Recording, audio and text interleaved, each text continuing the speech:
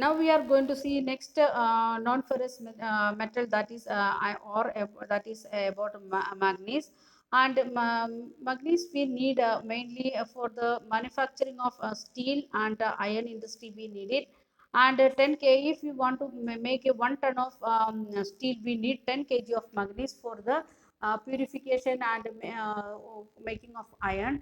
As well as we can see, we are using that one in manufacturing of bleaching powder, insecticides and paint. In all these things we are using manganese. And from where we are getting manganese, that we can see here. Madhya Pradesh, it is producing 20, from Madhya Pradesh we are getting 27%, and from Maharashtra we are getting 25%, Orissa it is we are getting 25%, Karnataka 11%, and Andhra 10%, other states together it is 2%. So this is the participation. So the maximum producing state it is Madhya Pradesh. Second producing states are Maharashtra and Orissa. If question comes the major producing states, means states, if it is coming like that, then you should write Madhya Pradesh, Maharashtra and Orissa. So let us see the map of the this portion. Um, Iron ore field as well as iron, this one. From that you can understand from where we are getting iron.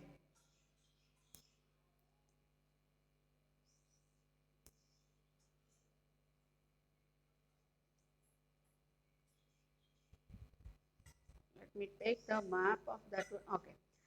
We can see here it is given many maps. We can make into 5 maps. First one is iron ore field. Then second one is iron ore mines. Third one it is iron exporting ports. Then manganese, then bauxite and mica. These two we not studied, that we'll study. So we are going to see the iron field wherever this the four belt we said. That is first one, it is from which one it was, that is in Orissa belt. This is the first belt. And this is then second one we studied about Chhattisgarh and Maharashtra belt, that is second. Then Karnataka, this belt is third one. And this one is the fourth belt. And in this which areas we are getting maximum iron or iron field, that we can see here. It is Mayurganj, that is the iron or mine we can see. And Sundarbag also. Then Kenduja, uh, Kendu, Kendujar, these are three iron mines. We have that is in first belt. And second belt we have Chandrapur, then Bailuja. Let me check that place name. It is not clear in the this one. Uh, Bailadila.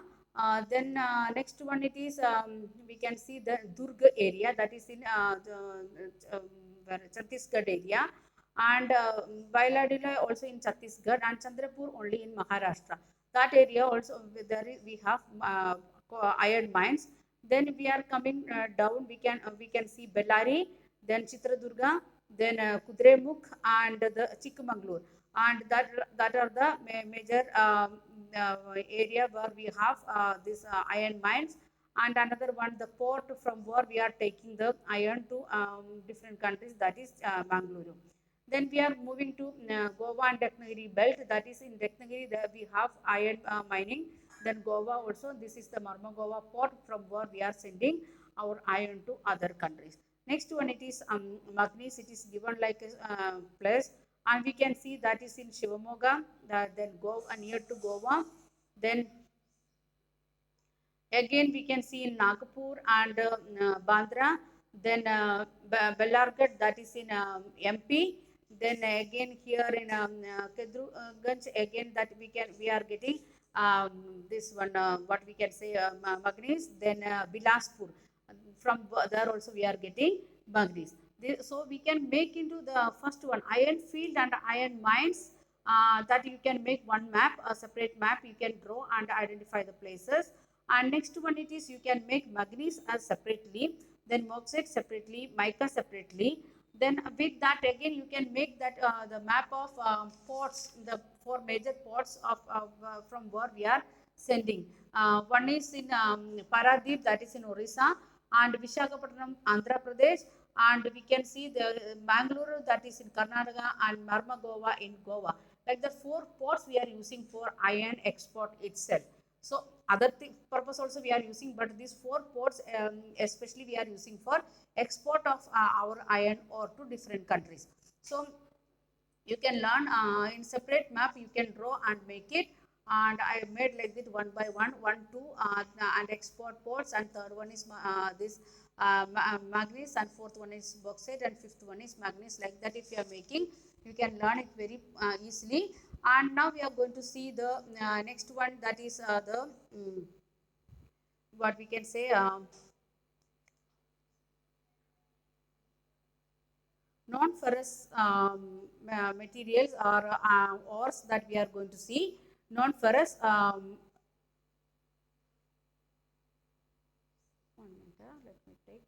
Okay, non-ferrous minerals, what we are having here in India, that we are going to discuss. India reserves and production of non-ferrous minerals is not very satisfactory. We are not producing, when we are comparing with iron and manganese, we are not producing that much non-ferrous minerals. And we are, which one we are producing, that is copper. We can see here, we are producing copper, bauxite, lead, tin, zinc, gold, like that, different things we are using. And we are using this one for different purpose, metallurgical, engineering, and electrical purpose also. And distribution of bauxite and copper we are going to see in this class. We are going to see the this what we can say, bauxite and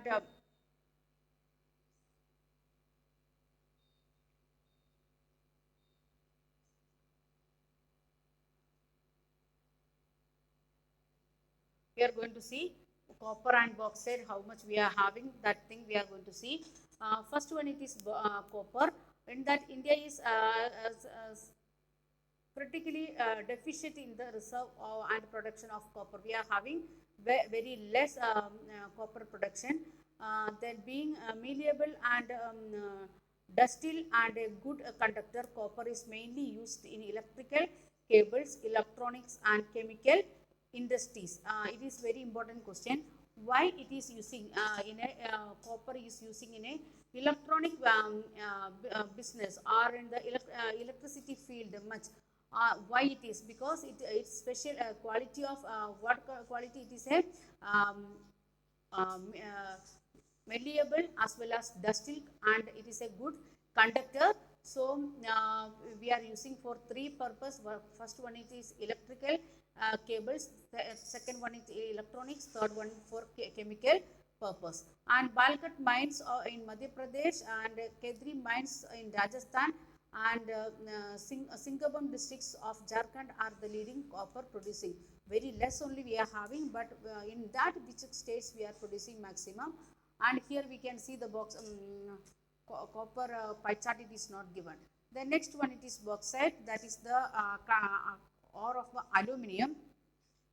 This is the ore of aluminium, from where we are producing aluminium, and it is in the model of clay. It is in the clay like substance, that alumina, late aluminium is obtained. We can see like clay. And bauxite deposits are formed by decomposition. With the help of decomposition, the aluminium deposition it is coming. And we can see in the rocks with aluminium and aluminium silicate, the rocks with aluminium silicate, and it is we are turning the, we will get like a little bit clayey model of what we can say, rocks. Aluminium is an important metal. This is another one important question.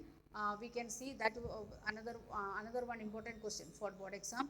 Aluminium is an important metal because it combines of its strength of metals such as iron with extreme lightness, and also with good conductivity and good malleability. So we can see the aluminium is helping one of the